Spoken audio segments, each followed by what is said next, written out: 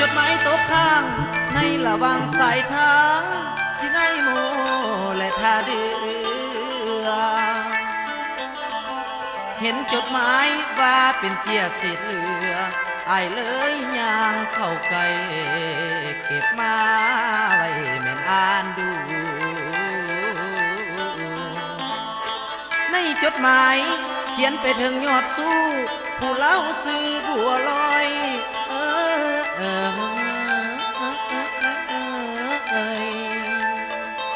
หัวใจว้อยลงดิน